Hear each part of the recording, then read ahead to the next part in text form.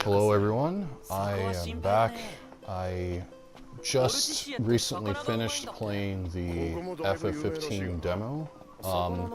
For the people that do not know, the demo was exclusive to Japan. It was just released roughly 8 or so hours ago in my time zone.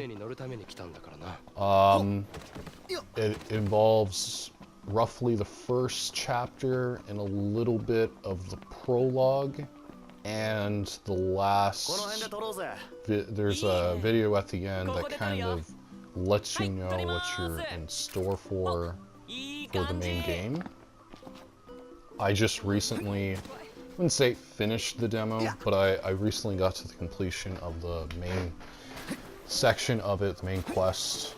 And I just want to voice my first impressions, because as much as this may be a demo, I'm doing air quotes, it will still be indicative of what the main game will be upon release. That being said, there is a caveat, because it is in Japanese. There are a lot of things that I do not necessarily catch on, because A, I do not read nor speak Japanese.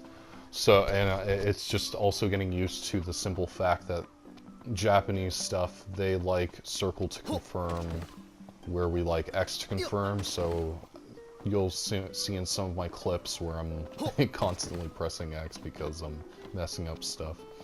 I also made sure that I didn't record over cinematic stuff, so that, you know, it wouldn't spoil anything for anybody who decides to watch this impressions video. So there might be some weird cuts, like that one just right there. But I want to get into my first impressions of what I think is really good, what I think is something that's going to be kind of a problem in the main game, and stuff that I think is just cool regardless. And this is the cool regardless is just me being nerdy for nerdy's sake. So, the good. First and foremost, the game looks gorgeous. I have not. It's been a while since I've been kind of wowed by a game. I think the first game that's wowed me this year in terms of graphic fidelity has been Uncharted 4. This is easily the second one, and the difference in scale between this and Uncharted 4 is that Uncharted 4, most of its fidelity is grounded into like a linear progression, where this is very open, very spacious, which kind of leads into my second thing that I really agree is that, or really agree, that I'm really happy about, is that the sense of scale in this game, or in this demo, is amazing. There will be a point later on in this video where you will see me encounter this big bird-like creature, and I haven't seen scale like that before in a game where I honestly was wowed. Closest thing to, I guess, a sense of scale where I literally felt small, probably is God of War 3 versus Chronos. That's it. I mean, and it's kind of weird because it's not really a boss yet.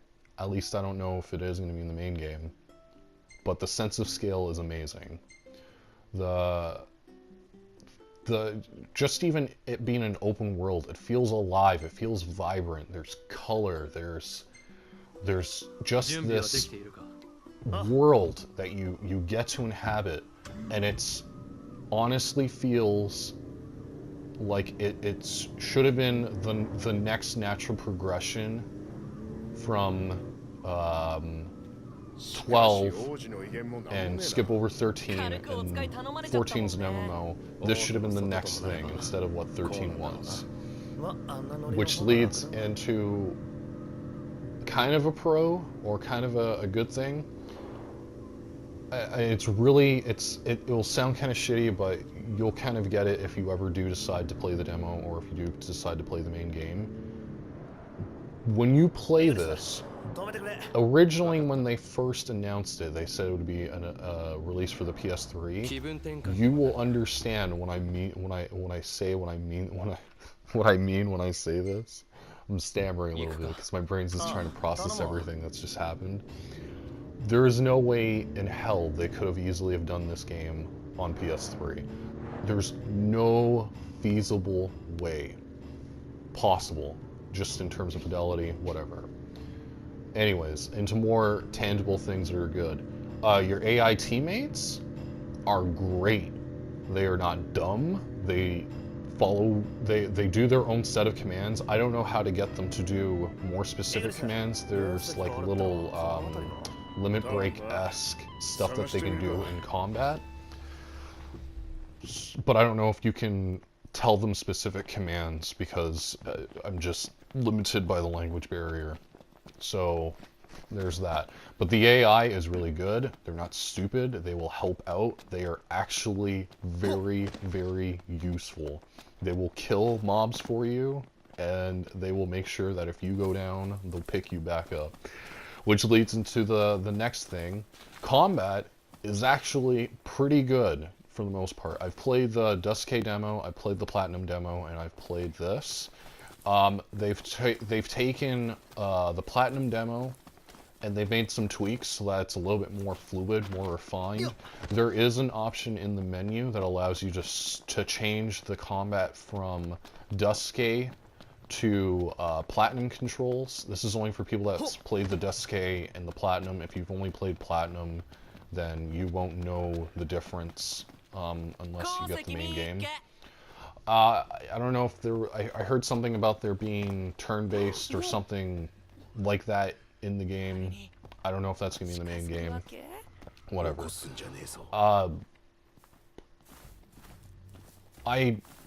That's pretty much the most of it. The cons, and it's very small, and I know this is gonna, it sounds weird because I don't want to say too much about cons per se because I don't know if there's going to be more stuff for me to do in the main game. I mean, this is really effectively a very, very small slice, and a lot of it is hard enough for me to read because I'm not sure specifically what to do, whatever. Con number one is in combat, if you're stuck in a very kind of enclosed area, the camera kind of loses its mind. Plain and simple. Second one, and I do acknowledge some of these cons that I have is more of just me trying to figure out what the stuff means in English instead of what it is to, you know, Japanese people where they can just read it and then it's just done. I feel like the map is a little, it could use a little bit working on. Granted, I'm not necessarily reading it. I'm not reading it completely, so it's one of those things like I'm maybe just pressing the wrong button, and that's just me being stupid. Probably in the main game, completely different because then it'll just be English, and I'll be like, okay, that's what that means. One thing that I'm pretty sure will piss me off in the main game, despite this being a Japanese demo, regardless, and this is just it's a very minor thing, but it personally is a pet peeve of mine, and it's two things. You can't really jump over barriers, which is really odd. This part was a wow moment. It's just to let you know. I don't get very many wow moments. This was a wow moment. But yeah, you can't really jump over barriers. There's like some weird invisible wall-esque moments in like towns and shit. It's just an odd thing. And the second thing is, you don't really get to control how you drive. And I have a friend named Wood, and he's going to kind of agree with me on this. With this phrase, the bitch don't listen. Igneous, he drives the car, and you can kind of have some control on how he drives the car or whatever. But if you pick a waypoint, because I didn't know how to specifically pick the waypoints because I'm not used to the menus and everything. If you pick a waypoint, but it's not the waypoint that you really wanted to go to. Like, it's something close to whatever objective you were going to. Igneous has a very big fucking tendency to just change his mind on a whim and just, you know, while you're driving, he does a U-turn just on the blue and just starts driving the other direction. It's like, no, go back the other direction. You press square and then he does a U-turn. And it's annoying. It's probably the most annoying thing that I encountered in the demo. And that's kind of it. I acknowledge that a lot of it is me just trying to figure out Japanese to English translations of what the controls do and whatever else. So I take a lot of those cons personally on me, and I am trying to be very unbiased in my personal opinions on this game. Another con that I do want to state before I forget is that there is pop-ins every once in a while. That's pretty much it. Overall, it's no secret for friends of mine that know me. They know that I'm really pumped for this game. 10 years waiting. It's been a long fucking time. But the thing is that when I found out that the demo was finally out and I downloaded it, I made sure I did all my stuff out of the way so that I had like a whole chunk of time just to myself so I can play it. I put it on the biggest TV that I have in the house. My wife, who is a big FF junkie, kind of, like in secret, she just wanted it to be always known. I was playing it on the big TV so that she can see it because she's kind of in anticipation about it as well. And there was parts of it where she was just floored as well. And she's not necessarily a gamer like me, where I play things on a consistent basis. So me being wowed, it becomes a less and a less thing. For her, seeing stuff like this from her perspective of being a Final Fantasy fan from like the NES era, to kind of see it fully realized, or like the faces and just the world is a realized thing, not this like polygon, square, graphics, whatever, kind of put into perspective that it's like, it's a long time coming, and it really is.